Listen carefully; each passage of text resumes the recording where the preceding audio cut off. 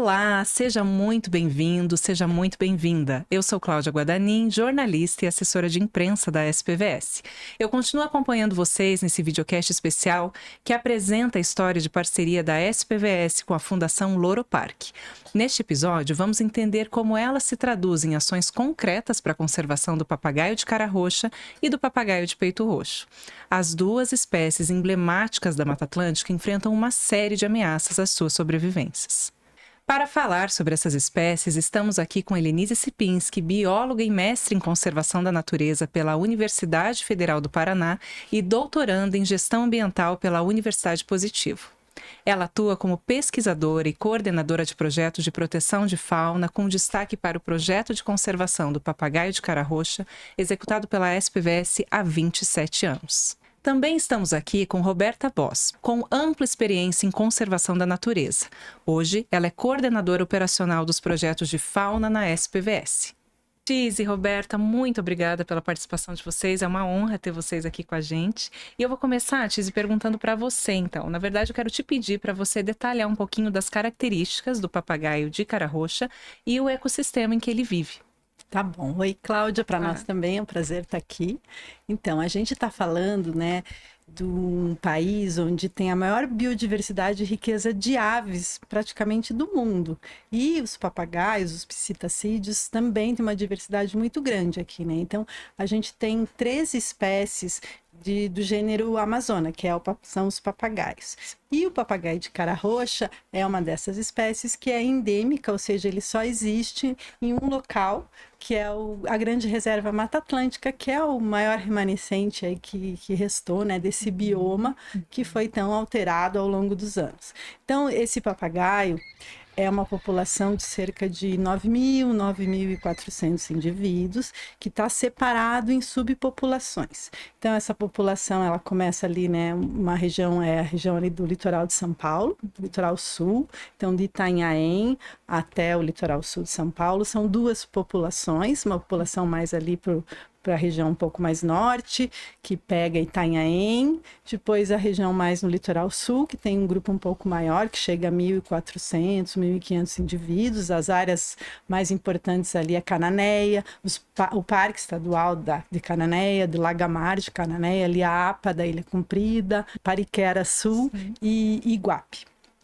E aí no Paraná, né, é a região do Lagamar, ele está muito associado às ilhas, né, eu costumo falar que é o papagaio da região papagaio do Lagamar, né, então ele está bem associado às ilhas do litoral do Paraná, onde tem a maioria da população, né, cerca de 80% da população está concentrado nessa área, né, que pega ali Guaraqueçaba e Paranaguá, então pega a Ilha do Mel, Parque Estadual e a Estação Ecológica da Ilha do Mel, a reserva ali da Caatinga, que é uma reserva indígena, e o Parque Nacional de Superagui e Peças, e a APA de Guaraqueçaba, principalmente a Ilha Rasa, né? E aí tem um vazio, né? Pega ali também Pontal do Sul, tem uma área importante ali de planície, e Matinhos, Morretes, Antonina, praticamente não tem registro dos papagaios. E aí lá no sul, né, pega Guaratuba, que é uma população bem pequenininha,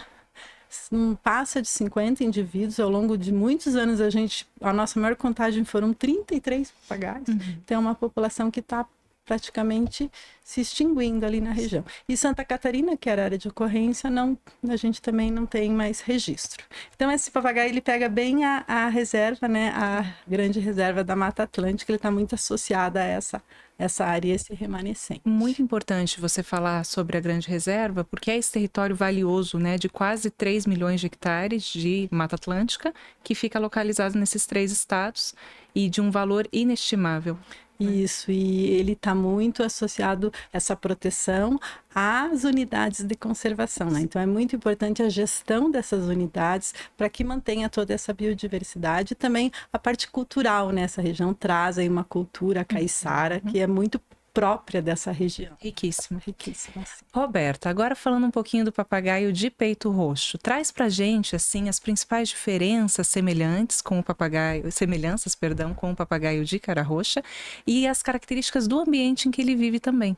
Tá bom, Cláudia. Então, obrigada pelo convite. É um prazer enorme falar aqui sobre os papagaios, né? Que a gente originalmente, o Brasil era chamada de terra papagaios pela grande diversidade e abundância de papagaio que tinha no Brasil antes de da gente ser descobertos, assim, né?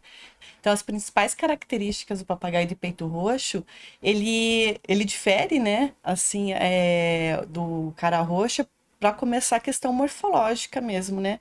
Então, todos os papagaios do gênero Amazônia, eles possuem a plumagem verde, né? São basicamente verdes. Claro que daí vai mudando, dependendo da espécie, as variações de coloração. Então, o papagaio de peito roxo tem esse nome justamente porque ele tem a parte do peito mais arroxeado, um vináceo, assim, né? Uma coloração mais de vinho. Então, essa é uma característica bem marcante dessa espécie. Outra característica dele bem marcante, que diferencia, é a questão da distribuição. Então, é uma espécie que ela tem uma distribuição bem mais ampla do que o cara-roxa, né? Ele também está inserido na Grande Reserva Mata Atlântica, só que ele vai um pouco mais além. Então, ele tem a distribuição ali desde o sudoeste ali da Bahia, do sul da Bahia, chegando ao leste do Paraguai e ao nordeste da Argentina. Essa é a distribuição original do papagaio de peito roxo. Hoje, ele ocorre, né? Ele tem populações esparsas ao longo dessa distribuição, mas alguns locais, alguns estados, algumas regiões localmente já é extinto, né? Então, apesar dele ter essa distribuição ampla, ele tem populações pequenas esparsas ao longo da distribuição. Isso é um problema, né? Questão de viabilidade ecológica, genética. Então, apesar de a gente pensar que tem essa distribuição grande, ele possui uma população pequena, né? Ele também possui o tipo de floresta que ele ocorre também é diferente do cara roxa. Já o cara roxa, como a Tizi falou, tá ali na planície, ele não, ele vai começar a distribuição dele entre 400 a 600 metros de altitude, chegando até 1.600, que é ali na Serra da Mantiqueira. Então, é uma espécie que ela sobe a serra, né? Ela tá na parte mais montana, assim, numa floresta mais montana, e compartilha, assim, ela tem uma afinidade muito grande com a floresta de araucária. Então, mais para a região aqui do sul, é uma espécie que está associada à floresta de araucária também, né? Então, existe muito a questão da relação com o pinhão e o papagaio de peito roxo também, né? Mas não necessariamente só esse tipo de ambiente florestal, né? Ele é associado ao sul, como eu falei aqui, eu sou do Brasil, com esse tipo de floresta, com esse tipo de ambiente, mas as regiões, assim, de Minas, no próprio sul da Bahia, inclusive uma curiosidade, a espécie tipo, né? Quando a gente tem, assim, quando os primeiros naturalistas chegaram e foram descrevendo as espécies, né, que encontrando, eles coletavam o animal de uma determinada localidade. Então, se chama localidade tipo, de onde essa espécie foi descrita. E o papagaio de peito roxo foi descrito em Vitória da Conquista, na Bahia, que é uma transição ali entre floresta na Mata Atlântica com a floresta com a caatinga. Então, ela está associada à Mata Atlântica também, o papagaio de peito roxo, mas ele ocorre nessas transições entre Mata Atlântica e Caatinga, Mata Atlântica e Cerrado. Então, ele também ocorre nessas transições. Então, ele não é exclusivo da Mata Atlântica, né? Mas a distribuição dele maioral, assim, a maior parte da distribuição está na Mata Atlântica. Então, é uma curiosidade, porque nessa região de Vitória da Conquista, ele persiste em populações muito pequenas, e isso se deve ao desmatamento da região, né? E as características que eles compartilham, né? Então, eles compartilham, como a maioria, como todos os papagaios, na realidade, o comportamento gregário. Então, os papagaios, eles se juntam, eles vivem em bandos, né? Então, eles têm um comportamento bem típico de voarem ao final da tarde para dormitórios coletivos e no início da manhã se deslocarem para áreas de alimentação. Então, compartilha essa característica com o papagaio de cara roxa. Eles também compartilham outro comportamento, que é o comportamento reprodutivo. Então, eles também se reproduzem em cavidades de árvores, né, que a gente chama de ocos. Então, as duas espécies também dependem e precisam dessas cavidades para se reproduzir. E, infelizmente, também compartilham com as mesmas ameaças, né? Sim. Que é a questão de retirada de filhotes para tráfico ilegal e desmatamento do hábitat. A relação intrínseca e direta, né, entre conservação da natureza e dos remanescentes com a existência e a manutenção dessas espécies tão importantes e únicas. E aí, Tizi, voltando agora para o cenário do papagaio de cara roxa, a SPVS conduz aí com a ajuda e o apoio fundamental de parceiros extremamente importantes há quase 3 décadas o projeto de conservação da espécie. Que resultados mais emblemáticos você pode trazer para a gente dessas décadas? É um trabalho assim de longo prazo mesmo, né? Então, e a gente começou primeiro com um planejamento, onde eu gosto de falar que foi fundamental a participação de um ornitólogo e pesquisador, né, o Pedro Scherer, que foi a primeira pessoa que trouxe informações e pesquisou essa espécie na década de 80 e de 90. Então, quando a gente começou, que era o final da década de 90, 98, a gente já tinha algumas informações, muitas informações biológicas. A gente teve já a possibilidade de selecionar os melhores locais para realizar nosso trabalho. E também a gente já tinha essas informações sobre as ameaças, como a Beata falou, né? Era uma causa importante. A retirada, na época que a gente começou, a retirada de filhotes era muito comum na região. Inclusive as pessoas, Cláudia, elas trocavam, a gente, né, conversando com a comunidade, elas trocavam às vezes por roupa, por eletrodoméstico, por coisas assim muito, né, básicas, um filhotinho de papagaio. Né? Então era bem comum as pessoas terem filhotes em casa. Então, por conta disso, a gente primeiro fez esse planejamento e a gente atua em várias linhas, né? Então, a linha de monitoramento, que é o monitoramento populacional e reprodutivo, e isso trouxe resultados bem importantes, né? Acho que o primeiro resultado foi quando a gente começou a fazer esse monitoramento, foi ir nas comunidades, conversar, conhecer e contratar pessoas locais. Então, esse monitoramento, ele só deu certo porque tem a participação de moradores locais, pessoas que conhecem a região, que conhecem o território, né? A gente tinha o conhecimento teórico, o conhecimento científico, mas quem realmente conhece o território ali são essas pessoas. Então, a gente fez essa contratação, começamos a fazer esse monitoramento dos ninhos e percebemos que, né, como a Beata falou, o papagaio ele depende de cavidades, né? Os ocos que são em árvores mais antigas na floresta. E uma floresta madura, uma floresta bem preservada, a gente está falando de um remanescente bem conservado, mas mesmo assim, no passado, foram tiradas muitas árvores dessa região. Então, a floresta ela está crescendo, não tem tantas árvores que ofereçam ninhos naturais, que são essas cavidades. E tem árvores que estão mortas, que estão, sabe, deterioradas e que não formavam cavidades adequadas para a reprodução. Então, a gente percebeu isso nesse trabalho e aí nós elaboramos e construímos, com a ajuda também desses moradores locais, ninhos artificiais. Então, acho que isso foi um resultado, sim, muito interessante, porque no primeiro ano que a gente instalou, que foi 2003, 15 ninhos. Os ninhos foram muito rápido ocupados. Então, realmente estava faltando espaços adequados para esses papagaios se reproduzirem. E os ninhos naturais que nós monitorávamos, a maioria dos papagaios morriam ou porque molhava o ninho, ou porque eram predados, predação natural mesmo, ou até roubo, né? Então, era baixo o sucesso reprodutivo.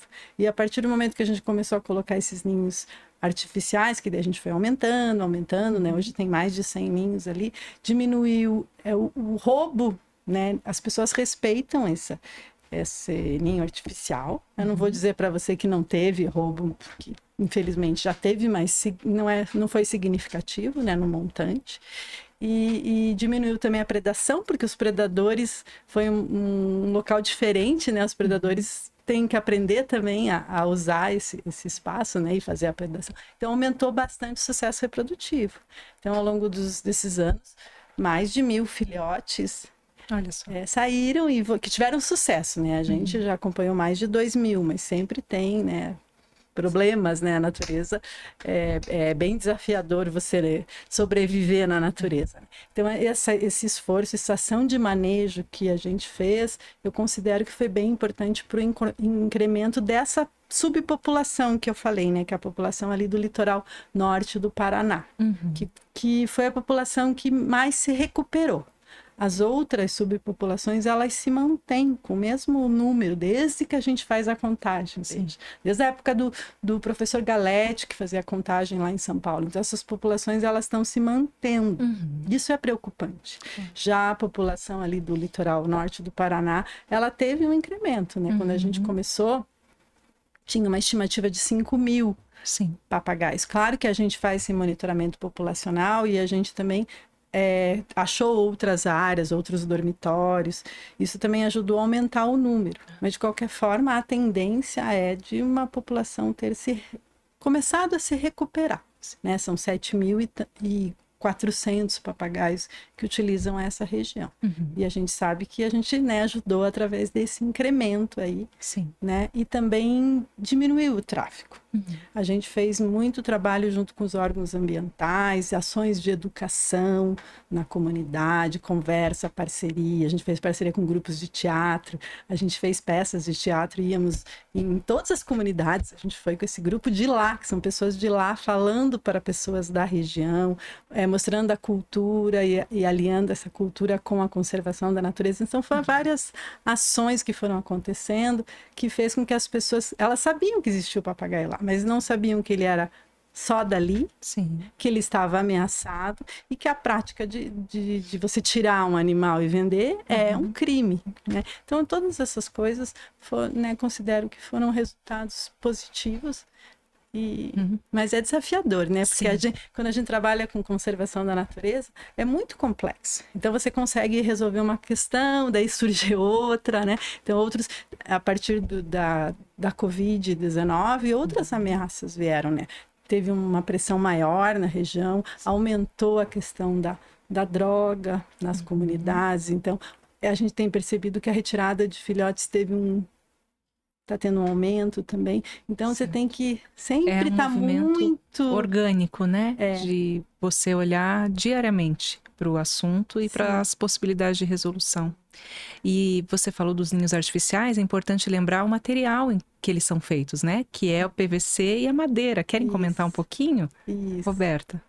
Sim, então, é interessante a utilização... A madeira, a gente... Claro, iniciou, né, fazendo a instalação de ninhos de madeira por conta dos papagaios usarem cavidades dentro de árvores, né? Então, você está ali projetando uma cavidade mais próxima possível do que para ele utilizar, e teve sucesso. A partir disso, foram projetadas novas ideias, porque a madeira, com o tempo ela vai se deteriorando, então tem que ficar sempre fazendo manutenção, mudando, tem a questão de intempéries mesmo, né? A própria madeira vai apodrecendo, espinhos, enfim. Foi pensado então num material que é o PVC. Então o PVC ele foi utilizado também por ter uma questão de formato, né? É uma coisa, é um elemento arredondado, né? Que se aproxima também um pouco do que é na natureza. E os papagaios utilizaram rapidamente também. A vantagem do PVC é que ele dura muito mais tempo, né? Então, a gente tem os primeiros ninhos que foi colocado em PVC em 2006. Estão lá até hoje. Olha só. Estão lá até hoje lá.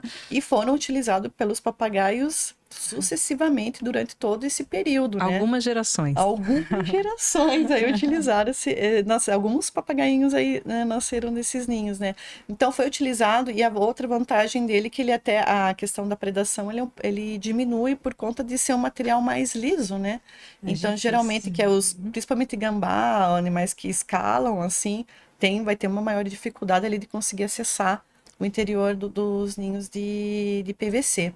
E o material que foi utilizado já em outros projetos, que é o polietileno, que o pessoal lá do Rio Grande do Sul utiliza com o papagaio charão e o peito roxo também, que é um outro material também, também um plástico, né, da família do PVC também, né, e ele também, ele é feito de um formato também mais redondinho e tal, se encaixa na árvore e também está tendo sucesso. Então, o papagaio de cara roxa, ele tem essa plasticidade enorme, né? De usar o material disponível, então a cavidade que está disponível ali para eles, e eles utilizam e têm um sucesso. Então, a gente percebe quanto as ações de manejo, né? Até onde a gente pode ajudar em disponibilizar, aumentando as chances de reprodução dessa espécie, ajudou fazendo com que ele tivesse mais sucesso na reprodução, mais filhotes voassem na natureza, né? Com esse sucesso aí de ter mais de 1.000 filhotes inserido dentro de uma ilha, né? É um ponto na área de distribuição dele onde muitos filhotes conseguiram sobreviver graças à utilização desses ninhos artificiais. Que bacana. Tizi, você comentou sobre a importância da união de muitas partes, né, e muitos lados para fazer tudo isso acontecer com muito sucesso. Comenta pra gente um pouco mais sobre o envolvimento direto da comunidade e a riqueza desse envolvimento, né, a necessidade que a gente tem dessa proximidade com eles e a questão dos voluntários também. O projeto ele envolve bastante pessoas voluntariamente interessadas em contribuir. Sim. Então a gente, né, além da nossa equipe aqui, que eu gosto de falar que é uma equipe muito dedicada, né, tantas pessoas, as biólogas, os biólogos que atuam no projeto e os moradores, né. Eu sou muito feliz que hoje a gente tem 5 pessoas que moram na ilha e que fazem parte do projeto de conservação do papagaio de cara roxa, né, e isso é possível também muito por conta do apoio que a gente tem com a Fundação Louro Parque, né, que propicia isso, e ter essas pessoas envolvidas no projeto é um ativo muito importante, né, porque aí você está gerando também a renda ali na comunidade, né, e a gente tem várias formas ali de gerar renda. Nós vamos muito, né? Então é um fator também, um resultado importante, é a equipe estar sempre em campo. Então essa interação com os moradores locais, os que trabalham com a gente, os moradores ali com a equipe, né? Isso é muito rico. E também a gente usa a pousada, aluga a casa, faz refeições, o transporte todo são feitos pelos moradores. Então é um ativo econômico bem importante e a gente acha que é fundamental. Qualquer projeto, eu acho, que trabalha com conservação, onde tem comunidades, é fundamental valorizar as pessoas lá e contratar as pessoas da equipe, porque eles conhecem melhor o território. A gente também está com uma pessoa que está trabalhando com a gente na parte de educação para conservação, que é dali da comunidade também, então ela tem um outro olhar, uma outra forma de falar com os moradores ali, e essa troca, essa experiência é fundamental, assim, para o projeto. E os voluntários, né, que você falou, assim, eu estava contando, cerca de 600, pelo menos 600 pessoas já fizeram ciência cidadã no projeto do papagaio, né? Através de nos ajudar no monitoramento populacional, que é onde a gente precisa de um grupo de pessoas para fazer essa contagem, que a gente faz a contagem no território inteiro. Pense, Cláudia. Então, a gente faz contagem simultânea, onde grupos de pessoas que têm que conhecer a espécie, têm que conhecer a metodologia, fica ao longo desse dormitório, registrando todos os papagaios que saem ao amanhecer e que chegam no entardecer. E aí, a partir desses dados, que a gente fala, né, que a gente faz esse monitoramento populacional. Isso só é possível com o apoio dessas pessoas. A maioria são estudantes de biologia, veterinária, zootecnia, às vezes engenharia florestal, às vezes pessoas que não são da área também e querem ser voluntários, mas a maioria são estudantes. E eles têm uma experiência muito bacana, porque eles estão dentro de um projeto de conservação. Eles começam a perceber essa complexidade que é trabalhar no projeto de conservação. Não trabalhar só com uma espécie, fazer pesquisa da espécie é muito mais que isso, né? Você tem que se relacionar com os moradores, você tem que ver como é que é, conhecer, né, aquele interesse, os interesses que tem naquele território, os conflitos que existem ali. Então, você dá subsídio, você faz a capacitação para que essas pessoas sejam futuros profissionais. E a gente tem gente que passou pelo projeto, que está no ICMBio, que está na universidade, né? Então são pessoas que foram capacitadas também pelo projeto. Bacana. Isso é legal. E Roberta, as semelhanças e diferenças no cenário do projeto do papagaio de peito roxo, quais são? Nesse sentido do que a Tiz explicou também. Então, o peito roxo, então, é mais complexo na relação, assim, das áreas onde a gente está, né? Então, como eu falei para você, a gente está trabalhando na Mata Atlântica aqui, né? Onde está o papagaio, né? Dentro da Grande Reserva Mata Atlântica, onde o maior remanescente de floresta está inserido na Grande Reserva Mata Atlântica, que é essa região do sul de São Paulo, Paraná, Santa Catarina. E a gente mais especificamente trabalha com o peito roxo na região aqui metropolitana de Curitiba. Então a gente trabalha em uma pequena, né, digamos assim, uma pequena subpopulação da espécie na grande área de ocorrência que ela ocorre, como eu falei ali para você, que é desde lá do sul do Bahia até o Rio Grande do Sul. Então, existe, eu tenho inclusive citar aqui um outro projeto de conservação com o peito roxo, muito importante, que é do programa do Charão, que também é outra espécie de papagaio, mas o grupo liderado pelo Jaime e pela Nêmora, eles trabalham muito tempo com papagaio de peito roxo ali no Rio Grande do Sul e Santa Catarina. Então, Rio Grande do Sul, Santa Catarina principalmente e o Paraná é onde se concentra ainda as maiores populações de papagaio de peito roxo, né? Então, ali eles têm um trabalho fundamental muito importante nessa região onde mantém uma grande população de papagaio. E a gente está atuando fortemente, então, aqui na região metropolitana de Curitiba, onde a gente engloba aí pelo menos uns 7 municípios, assim. Então, e são áreas já de cara muito diferentes, né, porque são áreas rurais, são áreas de difícil acesso, né? Existem algumas unidades de conservação, então a gente não está inserida naquele rio de unidades de conservação como tem no litoral norte do Paraná. Então, são algumas unidades de conservação, principalmente o Parque Estadual das Lauráceas, onde a gente vem atuando nesses últimos anos em busca do papagaio. Então, não é uma espécie fácil de estudar, porque ela é muito dinâmica, as populações são muito, muito dinâmicas, né? Apesar de elas terem esse comportamento, né, que eu falei ali no início, que é fazer esse deslocamento de área de alimentação para a área de dormitório, não necessariamente no dia seguinte ela retorna, ela tem essa mesma rota, ela muda às vezes de rota de um dia para o outro. Então é um pouco mais complexo, não que o cara roxo não seja, porque também na realidade todos os psitacídeos, os papagaios é muito complexo, assim, essa questão de não são tão na realidade, a natureza não é tão óbvia como a gente imagina que é, né? Ela é dinâmica, a gente tenta entender. Então, com esse comportamento que o papagaio de peito roxo tem, a gente já tem um panorama, assim, desde que começou com a Loro Park, em 2018, então, iniciando, né? Então, a gente iniciou em 2018 o processo, né, de atualização de dados com o papagaio de peito roxo na região de São Paulo, né, na região ali da Barra do Turvo. Daí São Paulo é um contexto, né, que é a região do Mosaico de Jacupiranga, onde existem algumas unidades de conservação.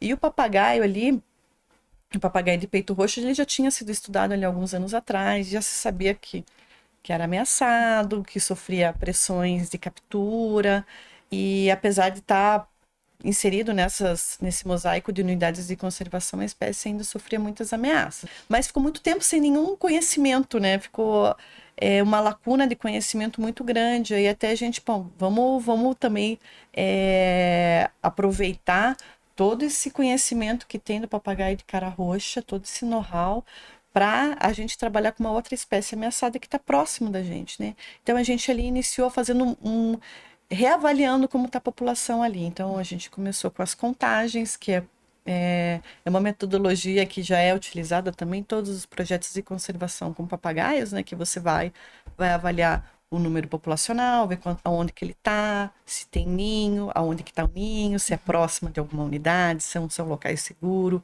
A gente conversa muito, as comunidades locais realmente são muito importantes, mas esse cenário ali não são comunidades tão tradicionais assim, né? Claro que essas pessoas que vivem em ambientes rurais, elas têm uma outra história, às vezes nascem naquela região, mas muitas vezes a gente sabe que os mais novos acabam saindo.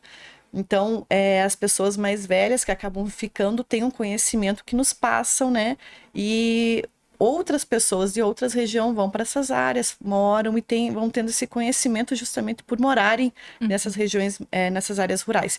E a gente vai do princípio de procurá-las sempre, né? Sempre que a gente chega numa nova área, independente de onde a gente vai numa associação de moradores, num local onde num conselho dos parques, das unidades de conservação, os gestores muitas vezes nos indicam pessoas, né, dessas comunidades que a gente pode chegar, confiar e conversar, e eles vão nos mostrando os locais principais. Então, essa lição que a gente tem de trabalhar com as comunidades tradicionais do litoral, a gente traz esse conhecimento para essa outra área, né, que são áreas mais rurais, mas também valorizando o conhecimento local, né, dessas pessoas que ainda conseguem se manter nessas áreas, né. Então, a partir disso, a gente vai nas áreas, faz as pesquisas, monitora e precisa deles como aliados, né, porque também as pessoas que estão ali, tem pessoas que se beneficiam com a retirada de papagaios, retirada de madeira, retirada de palmito, e outras pessoas que querem nos ajudar. Então, a gente chama para o nosso lado as pessoas que querem nos ajudar. E a ajuda voluntária é fundamental, né? Porque a gente tem hoje uma equipe boa, né, Tizi? A gente está com uma equipe muito boa de pessoas no projeto, mas a gente já teve pouquíssimas pessoas, então a gente sempre contou muito com a ajuda de voluntário, né? Que são os estudantes que estão muito dispostos a ajudar, a encarar, porque não é nada fácil o trabalho de campo, não é simples, né? Às vezes a gente vai e mostra ali os papagaios, mas para você chegar, descobrir esse lugar, achar o ponto ideal, né? A rota ideal, ele requer muito tempo, o trabalho de campo é um trabalho muito árduo. Então, os voluntários ajudam muito a gente, justamente porque estão a fim de aprender, estão dispostos, né? Estão com energia a mil.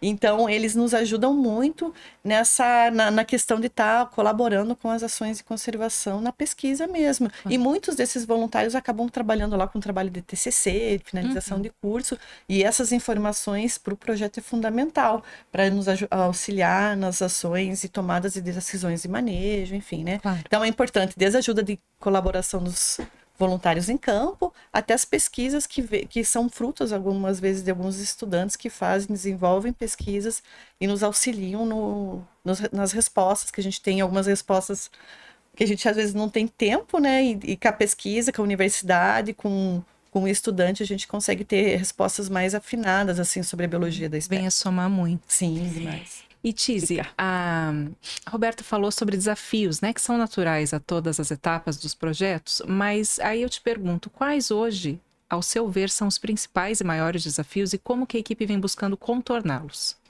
Certo. Então, desafios, nossa. Trabalhar com conservação da natureza é um baita desafio, né? Bom, eu vejo que a gente está no momento assim, se for pensar no contexto do Brasil e do mundo, bastante complicado, né? As pessoas estão num momento assim que eu acho que é a chave para a gente ver qual caminho a humanidade quer seguir.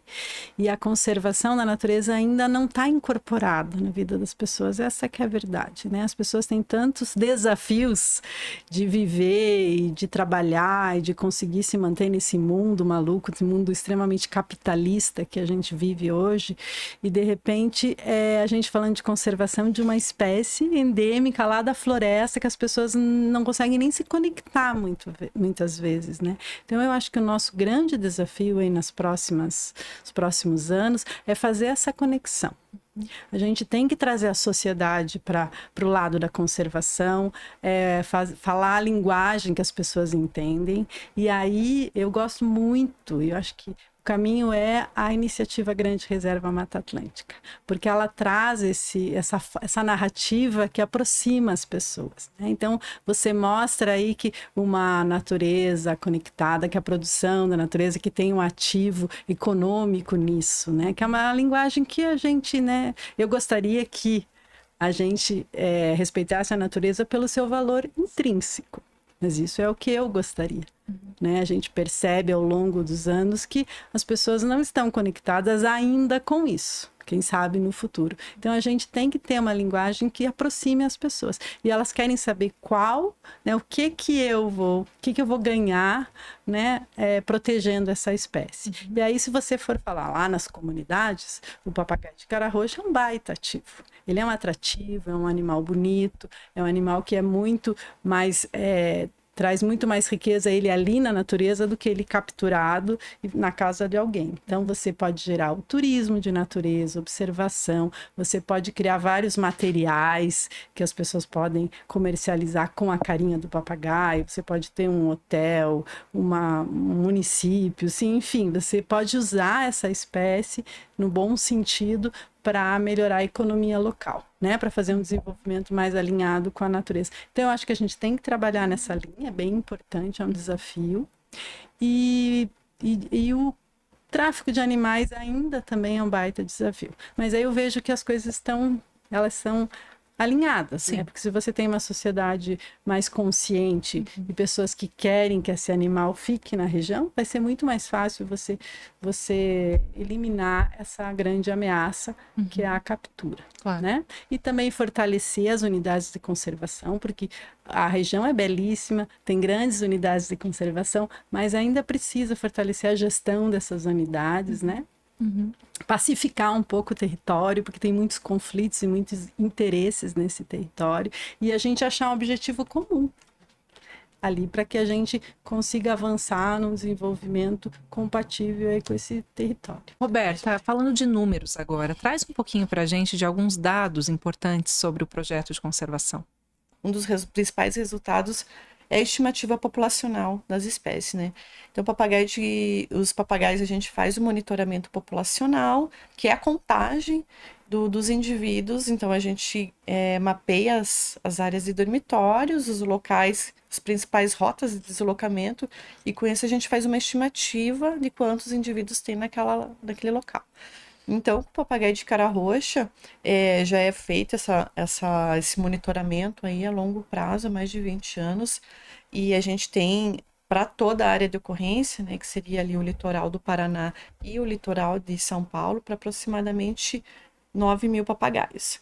Sendo que 80% desses papagaios estão no litoral do Paraná, né? Então, seria ali quase 7.500, 7.400, como a Tizi falou, estão aqui no litoral do Paraná. Em São Paulo, a gente sempre teve essa estimativa aí de 1.400, 1.900 papagaios. Então, para a categoria hoje, né? Então, o papagaio de cara roxa começou, quando o projeto começou em 1998, ele estava na categoria em perigo, né? Então, as listas de espécies ameaçadas, elas têm as categorias de ameaça, vai desde a espécie que está extinta na natureza até espécies que não sofrem mais nenhum tipo de ameaça. Existem várias categorias, né? Então, o papagaio de cara roxa, em 1998, ele estava na categoria em perigo. Com as ações do projeto, monitoramento, implantação dos ninhos artificiais, o número populacional aumentou. Então, em 2014 ele mudou. Ao longo do tempo também foi mudando, né? Mas em 2014 a gente tem um marco aí, né? Que é quando ele sai dessas categorias de ameaça. Então, ele fica como quase ameaçado. Isso não quer dizer que a espécie está tranquila, não. Ela ainda requer atenção por qualquer mudança significativa, tanto no ambiente quanto aumento de retirada, faça com que a população diminua e ela volte para a categoria de ameaça, né? Já com o papagaio de peito roxo, apesar dessa ampla, então daí é bem legal fazer esse comparativo. Ele tem uma área de distribuição bem maior que o papagaio de cara roxa, mas a população dele estimada atualmente fica em 5.000 indivíduos em toda a sua área de ocorrência, isso contando Brasil, Argentina e Paraguai. As populações argentina e paraguai são muito pequenas, elas estão muito reduzidas, né? Então, a maior parte realmente está no Brasil, mas é uma população muito pequena, veja, 5.000 papagaios em toda a área de ocorrência, né? Sendo que, pelas nossas estimativas que a gente vem realizando aqui no Paraná, é aproximadamente 1.000, não passa de 1.000 papagaios que tem aqui no estado do Paraná. E em São Paulo, uns 200 papagaios, né? Então, com isso, cada estado também tem a sua categoria de ameaça. Então, o papagaio de peito roxo na lista internacional, ele está como em perigo, e na lista nacional também como em perigo também, tá? E o papagaio de cara roxa quase ameaçado, tanto internacionalmente como nacionalmente. Só reforça a importância do olhar da iniciativa privada e do poder público, né, para esse tipo de assunto que é essencial. Tizi, falando agora um pouquinho mais de história, tem algum fato emblemático envolvendo o projeto que você possa lembrar, que você possa trazer para nossa audiência? Então, tem um mais recente, né, que aconteceu ano passado. Um casal de papagaios, eles se enroscaram numa rede, Cláudia. Numa rede que estava em cima de uma árvore. Parece até, né? Nossa. História, mas então, eles foram se alimentar nessa árvore que tinha essa rede e eles se enrolaram. Um deles conseguiu se soltar e o outro, que era uma papagaia fêmea, né? A gente fez exame e ela machucou muito, ela ficou presa e machucou muito a asa, que não conseguiu mais voar. Tá? Então a gente teve que recolher, chamamos o órgão ambiental, o ICMBio, recolheu esse animal passou um tempo no hospital veterinário, ficou um tempo no ICMBio, e nesse período a gente pensou, bom, vamos fazer algo diferente, vamos tentar reabilitar este indivíduo, né?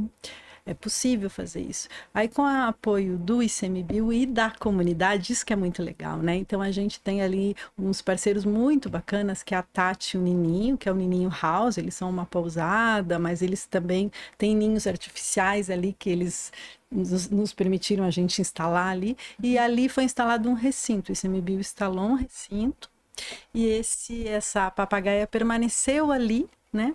Por um período até ela se reabilitar, tá? Mas o mais bacana é que, como eu falei, ela quando ela caiu nessa rede, eles estavam em casal. Sim. Foi ela chegar no local, deu um dia, 2, o companheiro dela apareceu. E a gente sabe que era sempre o mesmo porque ele estava anilhado. Olha só. Era um filhote que a gente tinha anilhado. A gente anilha, né? Então, a gente, quando faz o monitoramento reprodutivo, uma das nossas ações é anilhar esse filhote e devolver para o ninho. Já era um fruto do projeto, Era um fruto do projeto. Porque daí é uma identidade, cada um tem um número, é uma anilha do ICMBio. Então, esse indivíduo permaneceu, foram 9 meses, Cláudia. Nossa. Que ela ficou até ela conseguir voar. Em recuperação. E ele ia lá, tinha um gerivá ali em cima do recinto, ele se alimentava, jogava gerivá para ela. E aí, no período reprodutivo agora, que foi quando a gente soltou, né, do ano passado, os dois já estavam juntos, com um comportamento já de casal reprodutivo. Olha só. E a gente falou, bom, agora é a hora. E foi abrir o recinto, assim, imediatamente, a gente estava na dúvida, né? Ela saiu voando e sim, se encontrou com ele e os dois estão aí voando. Que maravilha. A gente queria muito era registrar eles num ninho artificial, mas isso não foi possível, quem sabe ano que vem. Mas é interessante, né? A gente fez um experimento de reabilitação que deu certo e a gente entende que deu certo por quê? Porque teve um tratamento muito adequado, né? O Nininho, que foi o tratador nesse período, agiu de uma forma muito adequada, e o fato desse incentivo de ter um outro indivíduo fora que estava também estimulando ela a sair. Né? Claro. Então, e são papagaios, eu não lembro se a Beta falou, uma das características é que eles são monogâmicos.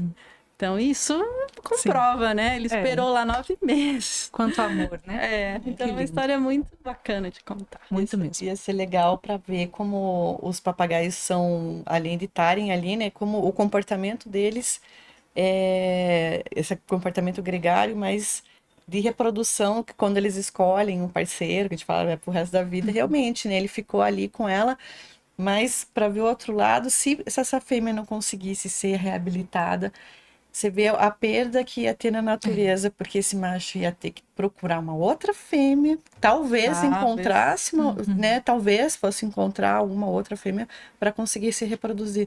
Então você vê o impacto, que foi um impacto extremamente positivo, né? Esse morador ter conseguido nos avisar, né? Porque avisou rapidamente, foi o órgão ambiental e tal. Mas se não fosse o caso, né? Se tivesse realmente tido a perda da fêmea, a perda daí da natureza em relação a um casal a menos reproduzindo, menos filhotes na natureza. Né? De novo, né? O poder da união para um desfecho satisfatório. Sim, isso mesmo. E aí eu direciono agora a pergunta para vocês duas, a gente já vai se encaminhando para o fim da nossa conversa, mas é em relação o valor da parceria com a Loro Park. Como que vocês enxergam isso? Como que vocês evidenciam o aspecto mais valioso dessa parceria e para onde ela vai nos próximos anos? Começa, Roberto. Então, o sucesso de projetos de conservação precisam se manter a longo prazo, né? Não, para a gente ter resultados positivos, precisa ter esse fluxo de pesquisa, de monitoramento, de apoio da população, o apoio da comunidade com a gente a longo prazo, né? Porque se a gente faz ações muito pontuais, ela não vai ter resultados, vai ter um resultado imediato, às vezes rápido, mas as ameaças voltam, os problemas voltam. Então, a Loro Park, ela é fundamental, né, para os projetos de conservação, principalmente do papagaio de cara roxa, porque ela se manteve aí há muito tempo. O projeto está com 27 anos, né, Tizi?